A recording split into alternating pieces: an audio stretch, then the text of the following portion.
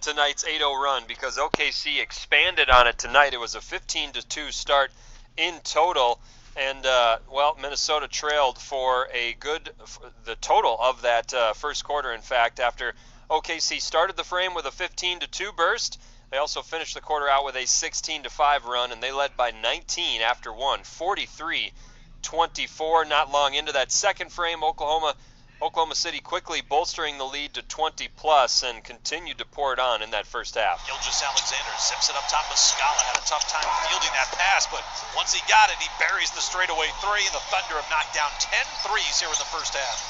10! Here's Beasley trying to answer. His three ball short. Rebound Thunder with under a minute to play. On the run, it's Kenrich Williams just running the Wolves off the floor here. Driving layup is good. 83-60. Yeah, the Thunder getting what they wanted, and when they wanted it in that first half. You heard the comments from head coach Ryan Saunders just a few moments ago. Not pleased with anything he saw from his team defensively in that first half, and of course, not all that surprising when they surrender 83 first half points. That is a Timberwolves opponent season high for points in a half in any half so far this season.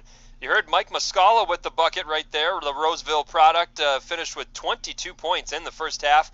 Perfect 7 of 7 from the field. Led all scorers at the halftime break, but that was it for him. He was done with those 22 points. Got shut out in the second half.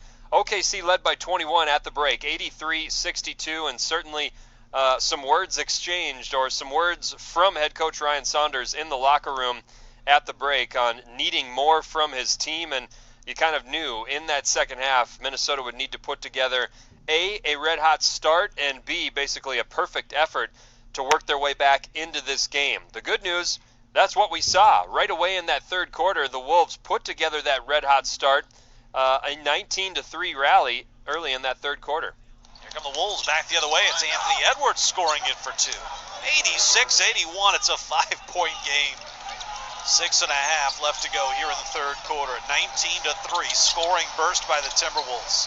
You can almost hear the disbelief in Allen's voice there because it all happened so quickly in that third frame. It was like the Thunder had not yet been back out of the locker rooms. Minnesota very much getting themselves back into that ball game. They got to within 5 there. Thunder quickly reestablished a 9-point edge, but Minnesota just would not go away.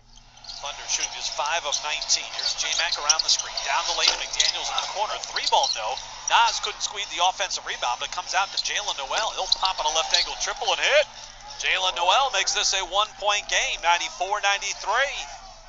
That's as close as the Wolves got in that third frame, but when the dust had settled and as they entered the fourth quarter, Minnesota trailed by just 2, 96-94, miraculously, after the Wolves surrendered consecutive 40-plus point quarters to the Thunder in the first half. They outscore Oklahoma City 32-13 in that third frame. Try to make sense of that for me. Timberwolves down by 2 entering the fourth, and a couple of Jake Layman free throws tied the game up just a minute into the quarter. First time the Wolves had this thing tied since the very jump. After the Layman free throws, it was a Jake Layman triple that gave Minnesota their first lead of the night, and then it was Jake Layman again helping extend that advantage. Thunder with 5 turnovers here in this quarter. Layman will try another 3. Left side, this one is good. And it forces Mark Daigneault to call a timeout. Back-to-back threes by Jake Layman. Timberwolves down by 23, not a problem. They lead by 6, 8.5 left to go in the game. How about that? They erased the 23-point deficit. Impressive effort and fight from the team in the second half. And Jake Layman right there, season high, 16 points in this one, including 10 in the first 4.5 minutes of that fourth quarter. He kind of did it single-handedly, lifting Minnesota to the advantage, and right there providing us our Mayo Clinic play of the game. Mayo Clinic uncovers answers through exploration, teamwork, and innovation. Answers that can define a path forward. So if you are looking for answers, you know where to go. Visit mayoclinic.org/answers to learn more. So Jake Layman right there giving the Timberwolves a 6-point advantage. OKC would steady themselves later in the quarter. We fast forward to, just under 2 minutes to play. The Thunder broke a 118 tie with a Darius Bosley layup with just 1:15 left.